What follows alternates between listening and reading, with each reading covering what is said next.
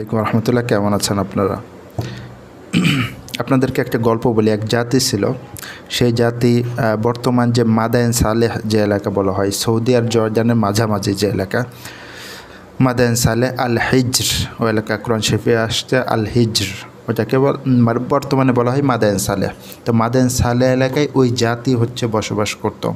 ওই জাতি ছিল মারাত্মক লেভেলের শক্তিশালী, সাধারণ আমাদের মতো না, অনেক বেশি শক্তিশালী, অনেক বেশি লম্বা, তারা অনেক শক্তির অধিকারী, যেটা হচ্ছে যে বড় বড় পাথর, অনেক ওজনের উঁচু উঁচু বড় বড় পাথর তারা উঁচু করে, বা তারা ওই পাথরগুলো নিয়ে তারা ঘর বানাইতে পারত।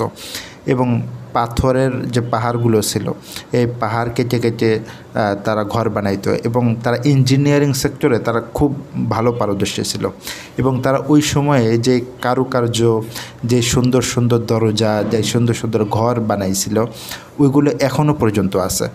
আপনি অবাক হবেন যে কোন লেভেলের শক্তিশালী ঘর বানাইলে বা শক্তিশালী স্থাপত্য বানাইলে এখনও পর্যন্ত এত ঝড় ঝাপটা, এত ভূমিকম্পে, এত কিছু হওয়ার পরেও একেবারে স্থিরভাবে টিকে থাকতে পারে।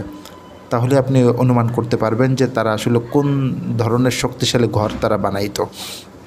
তো এই জাতি, যেহেতু তাদের অনেক শক্তি ছিল, তাদের অনেক পাওয়ার ছিল, তাদের অনেক নলেজ ছিল, ইঞ্জিনিয়ারিং সেক্টরে তাদের ভালো একটা দক্ষতা ছিল, তারা একসময় ধারণা করা শুরু করে যে আমরা তো অনেক শক্তিশালী, আমাদের তো অনেক পাওয়ার, আমাদেরকে হেলাই দিবে বা আমাদেরকে ধ্বংস করবে বা আমাদেরকে করবে এমন কোনো শক্তি আসলে নেই। ধরেন এখন আমি এমন একটা ঘর বানাইলাম, এমন শক্তিশালী করে, এমনভাবে করে যে ভূমিকম্প এসে আসলে আমার ঘরের কিছু করতে পারবে না, এরকম একটা ধারণা কিন্তু হতে পারে। তো ওই রকম তারা আর কি, ধরেন আপনি পিরামিড বানানো হয়েছে, পিরামিড দেখেন বছরের পর হাজার বছর পার হয়ে গেছে, এখন পিরামিডের কিছু হয় নাই। তো তারাও এরকম যখন খুবই শক্তিশালী, খুবই পাওয়ারফুল, এটাকে কি বলা হয়, মানে স্থায়ীভাবে থাকার জন্য এরকম ঘর বানায়। তো তারা ভাবে যে এই ঘর কোনোভাবেই ধ্বংস হবে না, এবং এই ঘরে যদি আমরা থাকি বা এই জায়গায় যদি আমরা বসবাস করতে থাকি, আমাদের কোনো কিছুই আমাদের কোনো ক্ষতি করতে পারবে না। এইরকম একটা অহংকার, এইরকম একটা ধারণা তারা ভিতরে জন্মায়। কেন জন্মায় আমি কিন্তু আবারও বলছি যে তারা অনেক শক্তিশালী ছিল, অনেক পাওয়ারফুল ছিল, এবং তাদের মেধাও অনেক বেশি ছিল।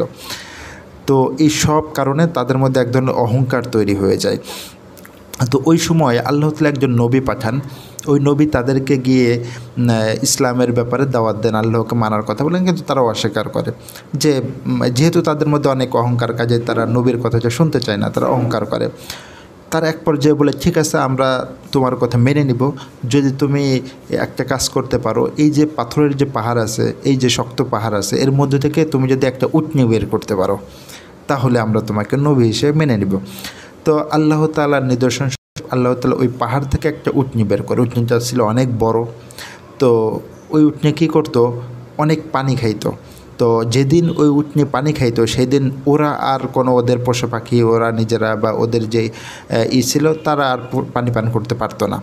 ওই উটনি যেদিন পানি পান করতো, তো এই জন্য নিয়ম ছিল উটনি যেদিন পানি পান করবে সেদিন আর কেউ পানি পান করতে পারবে না, তারপরের দিন পানি পান করতে হবে। তো এটা এক সময় গিয়ে ওদের কাছে খুব বিরক্তিকর হয়ে যায় যে উটনি এরকম পানি পান করে, যার কারণে আমরা ওই দিন পানি পান করতে পারি না, আমাদের পশুদেরকে পানি পান করাইতে পারি না, গৃহপালিত।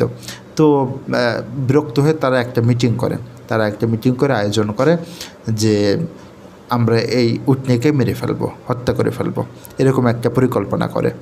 তো পরিকল্পনা করে তারপরে পরিকল্পনার বাস্তবায়ন স্বরূপ তারা ওই উটনিকে হত্যা করে ফেলে। ওই সময়ের যিনি নবী ছিলেন, তিনি এসে খবর দিলেন যে আর মাত্র 3 দিন, এই 3 দিন তোমরা যা মौज মাস্তি, তোমরা যে এনজয় করতে পারো, তোমরা যা যা করতে পারো তোমরা করে নাও, 3 দিন পরে তোমাদের আযাব আসবে। ঠিকই 3 দিন পর আল্লাহ তাআলার পক্ষ থেকে আযাব আসে। আযাবটা ছিল খুবই ভয়ানক। সর্বপ্রথম খুব মারাত্মক লেভেলের ভয়ানক আকারের একটা আওয়াজ আসে, কঠিন শক্তিশালী একটা আওয়াজ আসে। এরপরে ভূমিকম্প শুরু হয়। এই ভূমিকম্প ওদের এমনভাবে ওদেরকে ধ্বংস করে যে ওরা কেউ বের হতে পারে না। ঘরের মধ্যে সব পুরা জাতি, ওই জাতিকে বলা হয় সামুদ জাতি, এই পুরা জাতি তাদের ঘরের মধ্যে ধ্বংস হয়ে যায়। পুরা জাতি পরিপূর্ণভাবে নিঃশেষ হয়ে যায়, আল্লাহ তাআলা তাদেরকে শেষ করে দেয়। তো এই যে জাতিকে আল্লাহ তাআলা শেষ করে দিলেন, মানে তারা কিন্তু ভাবতো যে তাদেরকে কোনো দিন কেউ শেষ করতে পারবে না, তারা এত যা পাওয়ারফুল, এত শক্তির অধিকারী, এত শক্তিশালী ঘর নির্মাণ করতে পারে, এরকম একটা অহংকার তাদের মধ্যে ছিল। কিন্তু তারা কিন্তু রক্ষা পায় নাই। বিষয় হচ্ছে যে আপনার আমার যে সেফটি গ্রহণ করা দরকার সেটা আমরা সেটা গ্রহণ করব। ইসলাম এটাকে নিষেধ করে নাই। কিন্তু আল্লাহর পক্ষ থেকে যে আমাদেরকে এবং আল্লাহ রসুল পক্ষ থেকে যেই বিষয়গুলো আমাদেরকে নিষেধ করা হয়েছে এবং যেগুলোর ব্যাপারে বলা হয়েছে যে এই সমস্ত বিষয় যেদিন বেড়ে যাবে সেই দিন ভূমিকম্প বা এগুলো বাড়তে থাকবে এবং এগুলো বেশি বেশি হবে, এটাকে অস্বীকার করার কোনো উপায় নেই। হ্যাঁ, আপনি যদি এরকম কিছু হয় আপনি অবশ্যই আপনার সেফটির জন্য আপনি যেভাবে নিজেকে সেফ রাখতে পারেন আপনি সেটা অবশ্যই চেষ্টা করবেন। কিন্তু আমাদের চেষ্টা কতটুকু সফল হবে যদি আমরা আমাদের নিজেদেরকে না শুধরাইতে পারি। এখন বিষয় হচ্ছে যে আমার কাছে যেটা মনে হয় যে সব জাতি একদিনে সবাই খুব ভালো হয়ে যাবে, এটা তো আসলে পসিবল না যে একটা দেশের মানুষ একদিনে সবাই ভালো হয়ে যাবে।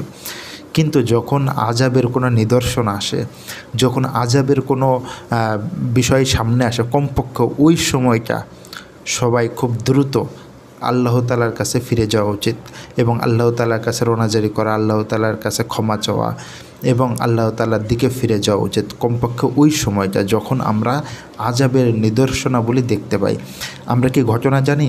ওই যে ইউনূস আলাইহিস সালামের সময় কিন্তু এরকম একটা ব্যাপার হয়েছিল। ইউনূস আলাইহিস সালাম বলছিলেন যে তোমাদের উপর আযাব আসবে এবং ইউনূস আলাইহিস সালাম ওই কথা বলে তিনি তাদের ওই এলাকায়, যেহেতু ওই এলাকায় আযাব আসবে, ইউনূস আলাইহিস সালাম ওই কথা বলে ওই এলাকা থেকে বের হয়ে গেছিলেন। ওই এলাকায় কিন্তু আযাব আসার উপক্রম হয়েছিল, আকাশে মেঘ জমা হয়েছিল, খুবই ভয়ানক অবস্থায় তৈরি হচ্ছিল।